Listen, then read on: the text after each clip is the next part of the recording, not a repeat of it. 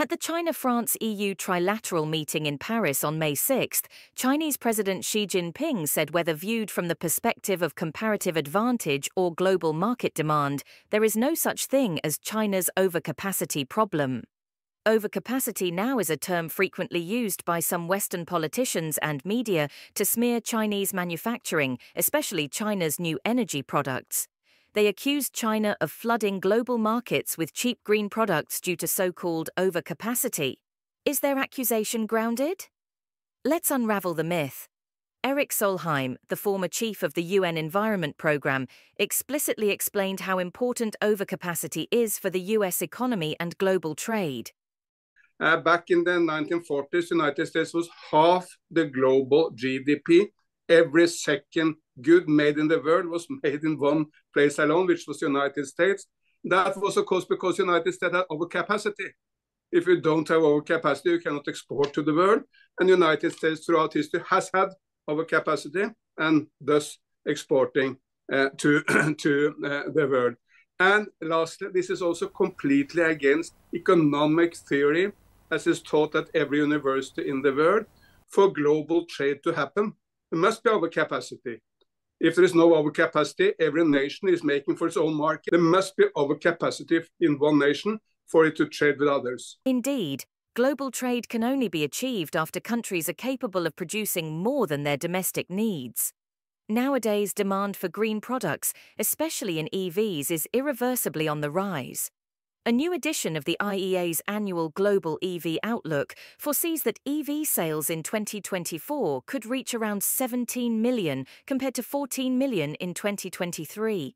It also projects that surging demand for EVs over the next decade is set to remake the global auto industry and significantly reduce oil consumption for road transport. To meet the trending demand, China's manufacturing edges in producing EVs have contributed. China's electric vehicle production and sales in 2023 reached 9.58 million and 9.49 million respectively, both highest in the world. Meanwhile, China exported 1.20 million electric vehicles in 2023, a year-on-year increase of 77.6%. Al Jazeera reported that Chinese electric vehicles already make up 60% of worldwide sales, according to the International Energy Agency. TrendForce's February 2024 report showed that Chinese manufacturers already hold 3 of the top 5 spots for global market share: BYD at 17%, GAC Aion at 5.2%, and SAIC GM Wuling at 4.9%. Based on data from the China Association of Automobile Manufacturers, China's electric vehicle production and sales in the first quarter of 2024 reached 2.115 million and 2.09 million units respectively, achieving a 31.1% market share. What makes China's EV exports so impressive? Many factors like technological innovation, stable and safe supply chain systems, and industrial cluster power edges of China's new energy products. Paul Triolo on X quotes words in one article.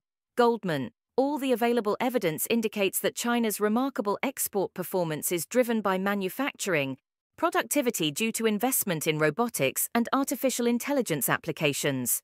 Therefore, what's overcapacity really about? Netizen on X says the so-called overcapacity is just a cover-up for US over-anxiety about China's threat to its hegemony. When the automobile exports of Germany and Japan surpassed that of the US before, the US never attacked them with overcapacity. Why? Because the US has control over its allies, but no control over China.